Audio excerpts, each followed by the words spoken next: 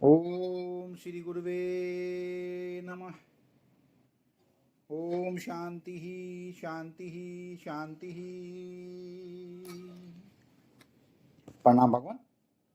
भगवान अभी हमारा सत्संग ईशावास्योपनिषद श्री स्वामी अखंडानंद सरस्वती जी महाराज द्वारा विरचित और मंत्र नंबर 9 की व्याख्या चल रही है भगवान।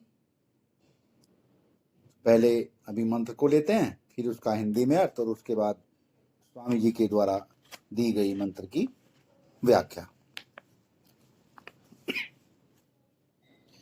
अंधंतं परिविशन्ति ये अविद्याम अनुपासते तत्तु भूय इव ते तमो ये उ विद्यामृता। अर्थात जो मनुष्य विद्या की विरोधिनी अग्निहोत्र आदि कर्म रूपा अविद्या की उपासना करते हैं, वे अज्ञानात्मक घोर अंधकार में प्रवेश करते हैं, और जो मनुष्य देवता ज्ञान रूपा विद्या में लगे रहते हैं, उसी की उपासना में मस्त बन जाते हैं, उससे भी मानो अधिकतर घोर अंधकार में प्रवेश करते हैं। तो स्वामी जी की मंत्र की व्याख्या कंटिन्यू करते हैं भगवान। किस तरह से बताया स्वामी जी ने कि यह जीवन कर्म ज्ञान का समुच्चय है। इसे एक दृष्टांत द्वारा समझो। एक सेठ जी एक महात्मा के दर्शन करने गए। अपने साथ वे फूलों का एक गुलदस्ता भी ले गए, जिसे उन्होंने महात्मा को भेंट कर दिया। महात्मा ने गुलदस्ता उठाया और उसे देख लेने में तल्लीन हो गए। सेठ जी प्रतीक्षा करते रहे कि महात्मा उनकी ओर भी देखेंगे, किंतु जब बहुत देर हो गई तब बोले, भगवान मैंने गुलदस्ता लाकर भूल की। इससे अच्छा था कि मैं इसे न लाता, आप मेरी ओर दृष्टि ही डालते। महात्मा बोले, लो इसे फेंक देते हैं।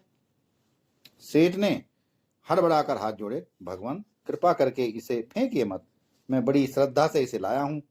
महात्मा ने पूछा, तुम इसे देखने देते हो न फेंकने देते हो, फिर तुम चाहते क्या हो? सेठ बोले, भगवान मैं चाहता हूं कि आप इसके साथ ही मेरी ओर भी देखें और मुझे भी देखें। यह संसार ईश्वर का गुलदस्ता है। वाह भगवान वाह, वाह भगवान वाह। यह संसार ईश्वर का गुलदस्ता है और सेठ स्वयं ईश्वर है।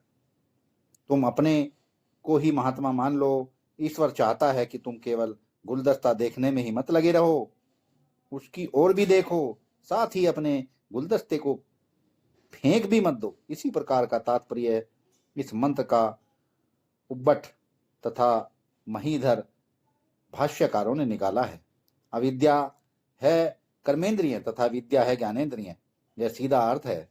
इन दोनों का समुच्चय जीवन है। नेत्रों से देखो और पैर से चलो, यह विद्या और अविद्या का समुच्चय हुआ। इसे अंध पंगु न्याय कहते हैं। किंतु गांव में एक अंधा और एक पंगु रहता है। किसी गांव में एक अंधा और एक पंगु रहता था। गांव पर डाकुओं ने आक्रमण कर दिया।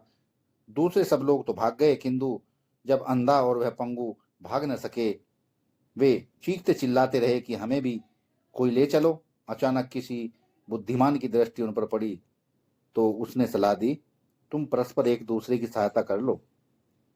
उनकी सलाह मानकर अंधे ने पंगु को अपने पर बैठा लिया और अंधे को पंगु रास्ता बताने लगा। इस प्रकार वे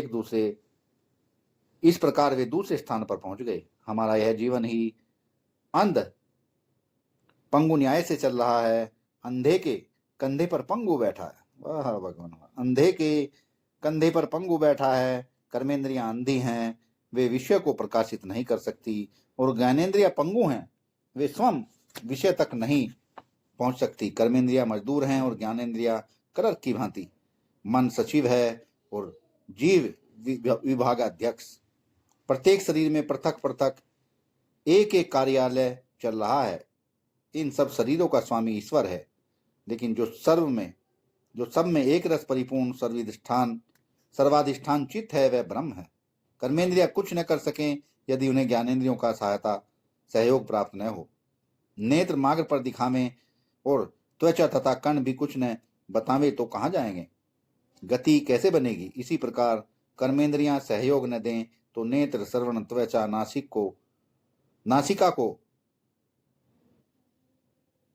अत्यल्प भोग मिलेंगे और रसना को तो कुछ भी नहीं मिलेगा। इसीलिए जीवन का सम्यक निर्वाह करने के लिए कर्मेंद्रियां तथा ज्ञानेंद्रियों का समुच्चय आवश्यक है। अंधंतम प्रविशन्ति ये अविद्याम अनुपासते।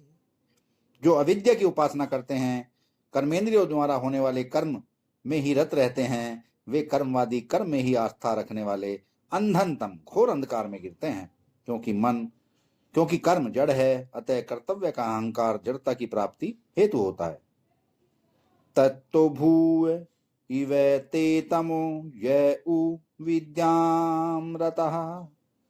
मानो उन कर्म आसक्त लोगों से भी अधिक अंधकार में वे लोग हैं जो विद्या में, ज्ञानेंद्रियों के भोगों में अथवा इंद्रादि देवताओं की उपासना विद्या में लगे हैं। जीवन न कर्म प्रधान होना चाहिए न भोग प्रधान। जीवन में कर्म तथा भोग का उचित समन्वय होना चाहिए। जो निरंतर जप ध्यान आदि में ही लगे रहते हैं, वे भी शिष्ट समुदाय से वंचित हो जाते हैं। मनोराज्य में ही वे लोग लगे रहते हैं। इंद्रिय ज्ञान भी देवता ज्ञान ही है। सूर्य की सहायता से नेत्र देखते हैं, अश्वनी कुमार की सहायता से नाक सूंघती है, दिग देवताओं की सहायता से कान सुनते हैं, वायु देवता की सहायता से त्वचा स्पर्श करती है, वरुण देवता की सहायता से जिह्वा रस लेती है। वायु देवता की सहायता से त्वचा स्पर्श करती है, वरुण देव की सहायता से जिह्वा रस लेती है, इंद्र की सहायता से पैर चलते हैं। इसी प्रकार मन चंद्रमा की सहायता से संकल्प विकल्प करता है। अतः सभी अंतः एवं बहिकरण देवताओं की सहायता से ही कार्यरत होते हैं। नेत्र, श्रवण, हाथ, पैर आदि सूर्य, दिक्, इंद्र, विष्णु प्रभृति देवताओं के आदि भौतिक रूप हैं। आध्यात्मिक रूप उनका है। दृष्टि, सर्व शक्ति, बल, गति और आधिदैविक रूप में वे सूर्य, दिक्, इंद्र, विष्णु आदि हैं। अतः ऐनेन्द्रिय ज्ञान भी देवताओं द्वारा प्रदत्त ज्ञान देवता विद्या ही है। सत्संग को विराम देते हैं भगवान, आगे का सत्संग कर लेंगे। प्रणाम भगवान।